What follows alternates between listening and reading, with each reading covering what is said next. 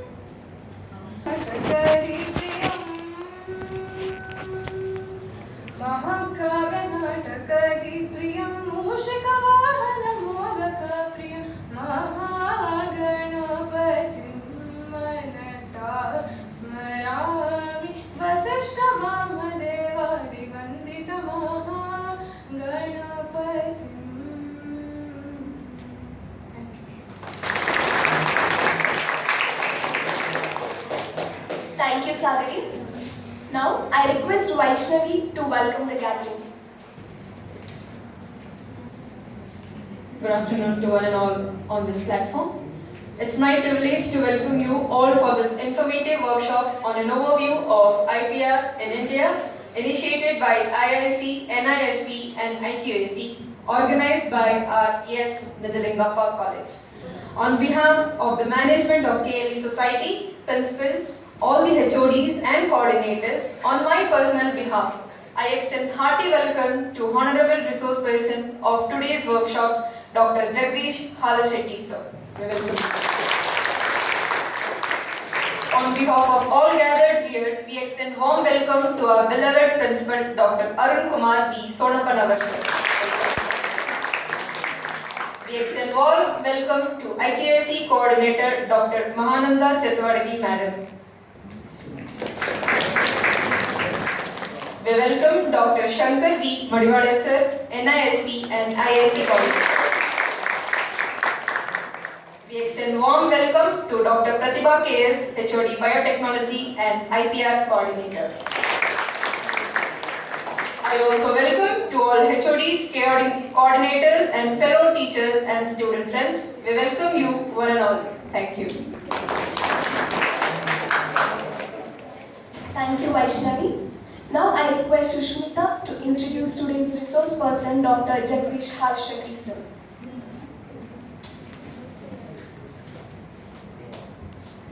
Good afternoon, one and all present here. It's my honor to introduce today's resource person, Dr. Jagdish S. Halashetty, Advocate, High Court of Karnataka, Bengaluru. Sir was born on 1st August 1974. Sir has done his schooling and PU in Ilkal. He has completed BA from SBM College in 1995 and has done his LLB Human Rights in 1998. Sir has completed LLM International Law from University of Mysore. Sir has done his PhD in Law from University of Mysore in 2013. Sir's thesis title, Domestic Applications of International Human Rights Law in India, a Critical Study. Sir was enrolled as an advocate on the roll of Karnataka State Bar Council in 1991 and has served as lecturer in law at KLE's Law College from 2000 to 2008. At present, Sir is practicing law in High Court of Karnataka, Bengaluru. Sir has conducted 3 special programs on consumer advocacy in 2013, negotiation and mediation in 2013, moot court, client interviewing and trial court advocacy. Apart from career, Sir has also developed other interests. Sir has presented three major papers on plant breeder rights, effects on Indian farmer rights in 2004, protection of deities under international law, right to health and healthcare, international and constitutional dimensions. Sir has published 4 articles on constitutional requirements for concluding international treaty in India, evolution of international human rights law, theoretical analysis of domestic application of international human rights law with municipal sphere in 2011. And also beyond the curriculum, Sir has participated in Philip C. Jessup International Moot Court Competition in 1997, organized by Ambedkar Law College, Pondicherry. With this brief introduction, I take this opportunity to welcome you, sir. Thank you. Thank you, Shushmita. We request our beloved principal, Dr. Arun Kumar sir, to present bouquet to our resource person.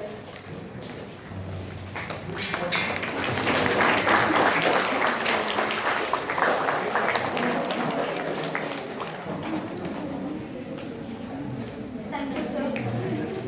I request all the members gathered here to inaugurate the workshop by watering the plant.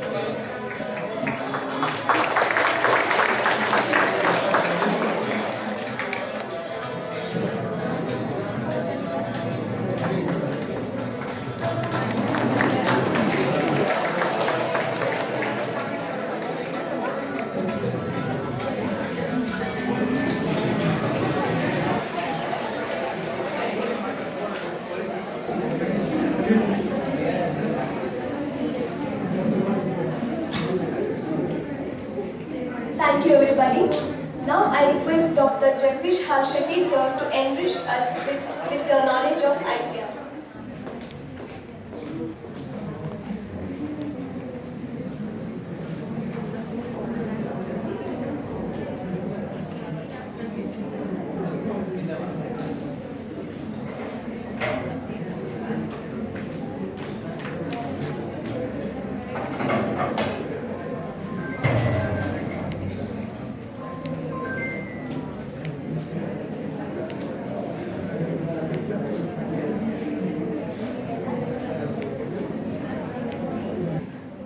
The organizers, especially Madhwal sir, who my association is with since 2000.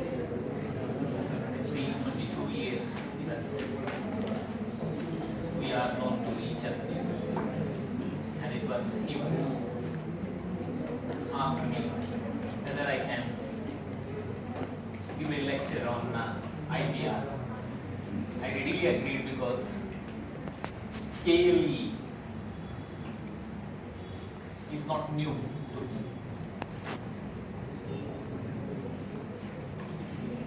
The year 2000, I was appointed as a lecturer in law in KLE Society's Law College, Chikodi. And that's how my association is with the KLE Society. I readily agreed, and Madam Pratibha also called me and said I should come and deliver a lecture, and since this is law topic, I said yes, I will do. And initially it was planned on Saturday, but due to some unavoidable reasons I could not. I requested them to have it on Tuesday, though it is working day for me today, but I took time, requested the about that I have such a lecture here, so I got to attend some of the cases and I have come here. And I should also thank the principal, who was very, very cordial when I came here in the afternoon. Intellectual property rights. I think I am audible. Am I audible? There at the end? No? Yeah. The topic is an overview of intellectual property rights in India. We as a lecturer in law college takes 4 months to discuss briefly about intellectual property rights in India. And you can just imagine the volume of literature available on intellectual property rights. And I understand that I have 1 hour or 1.5 hour time to wind up. Given that 60 minutes or 90 minutes, I have 87 slides. If I take 1 minute for each slide, I think I will be not making justice to the topic, but I will make my sincere efforts to do that without wasting much time. The objective of this workshop is to give a brief idea as to intellectual property rights in India and the legal regime that we have in our system. Basically, we need to understand why there is a need for protection for intellectual property rights. And before that, we need to understand 3 things. What is property? What is right? And what is the legal regime that we have? Right. What is right? Right is an interest recognized and enforceable by law. Right is an interest recognized and enforceable by law. If I ask my father, I don't ask now, if I ask my father, give me 100 rupees pocket money, if he refuses, can I file a case? No. If I ask my father, I want to go to school, can I file a case? If he refuses? Yes. Now why I say so is because pocket money is not a matter of right. Why? Why? Because law has not recognized it at. We don't know whether time may come tomorrow where the law recognizes that yes, all children has a right to pocket money, depending upon the capacity of the parents. You may want 1,000 rupees, but your father may not be able to, or mother may not be able to give that much money. So depending upon the capacity of the parents, right, tomorrow we may have such a right. But right to education, yes, law has recognized. Where? The question is where? It's not that Al-Shit is saying so it has become a right. No, law should say. So where in the Constitution itself, one of the directive principles of state policy and fundamental duties of every citizen, it is stated that every parent is under a duty to provide education to their children. It is a fundamental duty of a parent. So it is in the constitutional article 51A that a parent has a duty. State, yes, state is also under an obligation to give education. So interest recognized and enforceable by law through the channel of court, it is called as right. Now what is property? Property, we know that yes, this is a property, KLESNC society is building, right? And this is laptop. Is it a property? Is it a property? Yes. Right? So we call it as, this is a movable property. This building is immovable property. So property is something which you own, which is capable of giving it to others, selling it. It may be in the form of a gift, it may be in the form of sale. So where you can sell, you can gift something, then it is a property. So movable, immovable property, two kinds. So property is a thing which can be owned, that you must understand. Then there are other two kinds which is called as tangible and intangible, or corporeal or incorporeal. Corporeal property, or which we can see, which we can perceive. Yes, I can see the laptop, I can touch it. Incorporeal, we cannot see. One such example is intellectual property right. Is intangible or incorporeal right. Easement rights, another type of incorporeal right is easement rights, that is right to air, right to light. You have a house, if two buildings come up, 20 stories, 30 stories, you will not have enough light, so right to easements. So that you cannot see, but the law recognizes such a right. Now coming to the next, what is the rationale behind providing protection to intellectual property rights? I write a book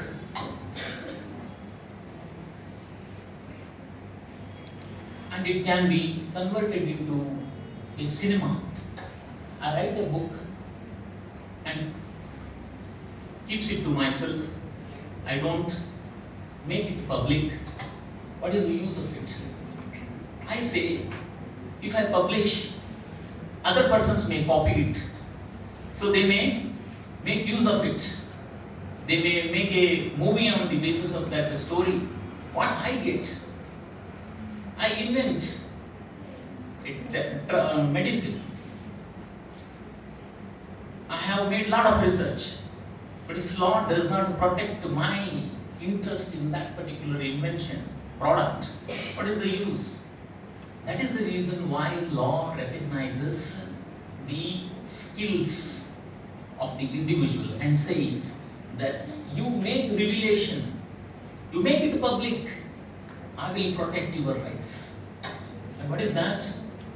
Law says nobody can copy it except the owner of the intellectual property right. The sole about intellectual property right. You cannot copy, you cannot reproduce, you cannot sell, you cannot do anything with the product that is patented, product which is copyright, product which is designed, product which is trademarked, product which is any other form of intellectual property right.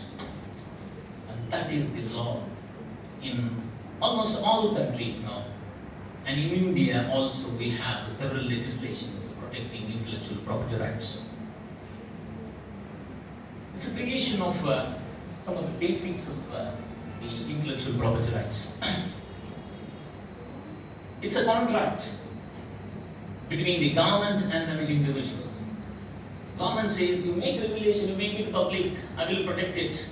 So it is the duty of the government to protect the rights of the creator of the intellectual property. So once the government confers a certain rights, it is the duty of the creator also to make it public, because unless and until it is made in the public domain, he will not have that particular right protection. If there is an idea in the mind, that is not protected. The idea should take the form of material thing. Then only there is a protection of it. Then another important thing is territorial in the nature. What is territorial in the nature? That is copyright, if it is registered in India, trademark registered in India, patent registered in India, it is protected only in India because it is registered under the Indian laws. Because it is the government of India which has promised the creator that I will protect your intellectual property rights. Now the issue is, I got a patent here for a medicine which can cure a disease, say corona, right? So whether American can take copy and sell it in their country, it's possible. It is possible. So that is the reason why first they do take patent in America, in European countries, and next in India. We are known for copying the things. We are best known for copying the things. So that's why medicine is very, very cheap in India. We are known for medical tourism also nowadays. What is cost in America, right? $10,000 for a particular treatment. It may be $100 in India, in Chennai, right? Apollo Hospital, very cheap. And big why? I'm not saying that, but the medicines, the treatment, right? They are easily available, and the government also made it very easy for production of medicines, especially in the field of medicines. We have a list of important medicines which cannot be patented exclusively. So they are necessary drugs and should be made available at a cheaper rates. So territorial in nature is another basic aspect of intellectual property rights. There are exceptions. There are all intellectual properties are time bound. That is, if you take patent, it is for 20 years. Thereafter, it is in public domain. Anybody can copy it, reproduce it. So, intellectual property. What is intellectual property rights? It's a property created by a person using his intellect, and the ultimate use is commercial. He should be able to sell it. If it is not for commercial purpose, then it won't take the form of intellectual property right. Anything which is not commercially exploitable, I repeat, anything which is not commercially exploitable, it is not intellectual property right. It won't come under the legal regime of IPR. So unless and until it is capable of commercially exploitable, that is, you can be able to sell it, then only it gets the protection, otherwise not. We have several international treaties, say 1883, 86, 91, 92, and the most important one is TRIPS, trade-related aspects of intellectual property rights, 1994, and that was due and dry when India signed the TRIPS agreement, and because under the TRIPS agreement, India has to tune its IPR laws in accordance with the international treaty. We have laws because we are a sovereign country and we can make laws as a wish. This clause we want, yes, we can have. This particular provision we want, we can have.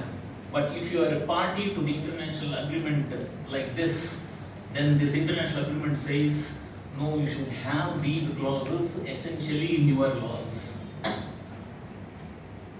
And there the issue is the sovereignty of a nation, because the international community tells you what to patent, what not to patent, what things can be given trademark, what things cannot be given trademark, and that is the reason why we had such a UNI in India in the year 1994 when we signed the TRIPS.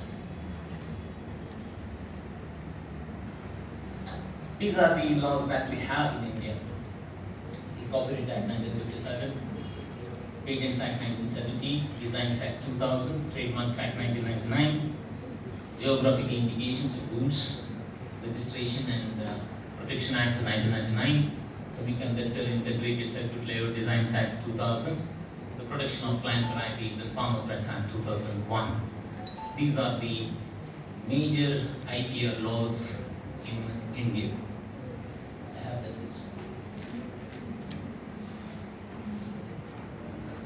What are intellectual property rights? So far we have tried to understand the basics of intellectual property rights. Copyright is one major intellectual property right. What is copyright and all we discuss. Then we have another category, industrial property. If you can see the categories of rights, patent rights, designs, trademark, geographical indications, layout designs, trade secrets, protection. So these are all related to industries, right? So that is the reason why they are called as industrial property, but largely they come under the ambit of intellectual property rights. So copyright, patent, trademark, designs, we have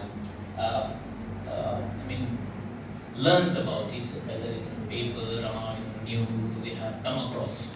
But there are certain other intellectual property rights called geographical indications, then protection of new plant varieties, which are not much discussed.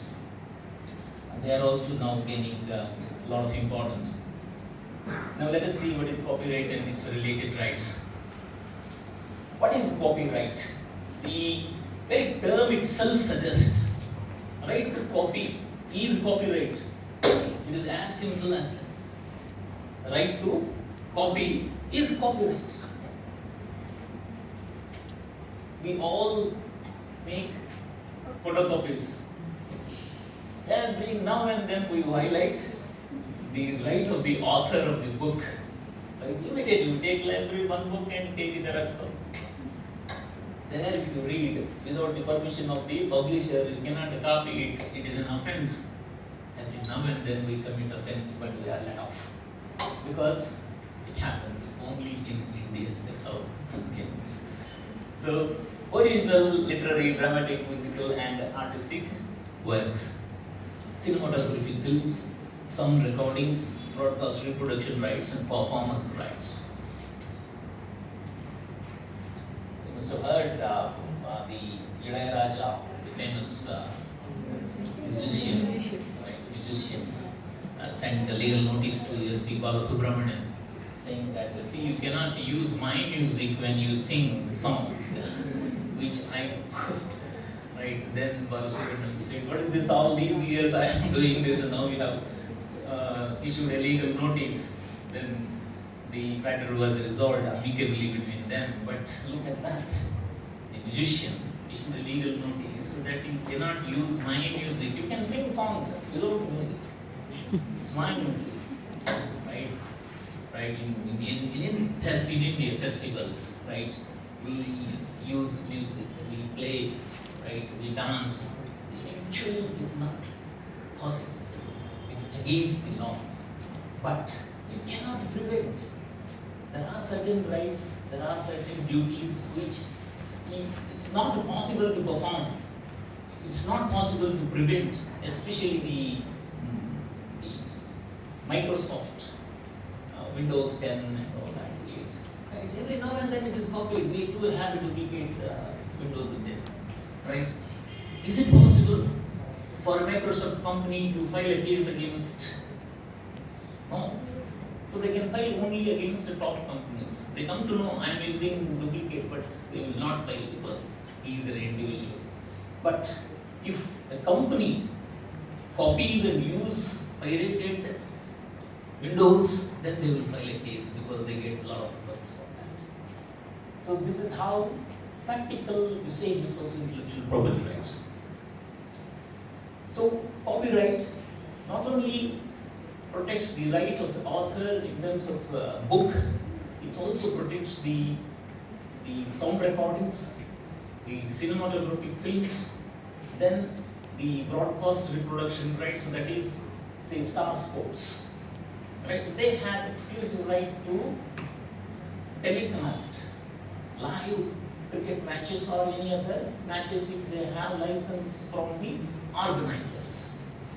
So if this event were to be live telecast, right, they should take the permission of the organizers to have a live telecast. So if they get live telecast rights, right, if somebody using any top technology, right, how you can give a link to millions of people, then what is the use of paying hefty money to the organizers? If a hotspot Hotstar, right? Hotstar has got the telecast rights via mobile. If some other person who has copied the link and sent it to many people, then their commercial interest is jeopardized. And that is the reason why even Copyright Act protects the interest of broadcasters. Two kinds of rights, basically, right? Moral rights, economic rights, especially in case of copyrights. Moral rights assumes a lot of importance because I write a book, and one can approach me and say that this is a beautiful story, I will make a movie out of it, and I want to purchase this entire right pertaining to this particular work. I said 10 lakh rupees, fine, I will take it, right?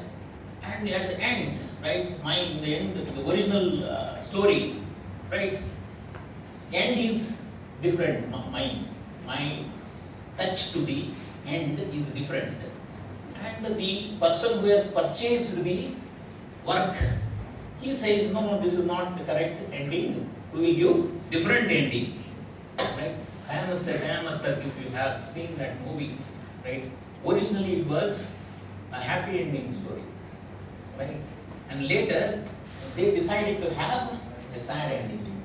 Even for that famous movie Kamal Hassan and right? That is also sad ending. But in the original work, it is a happy ending. And then the author said, you cannot twist the end. Whatever I have given, that is how you have to make use of it. Altogether, you cannot give a different twist that will affect my integrity, my reputation as an author. And that is moral right. What is moral right is reputation of the author. Integrity of the author. There is one song that Dr. Rajkumar has sung. He used to sing songs for different artists later, right? And the song was very beautiful, but its picturization was vulgar. And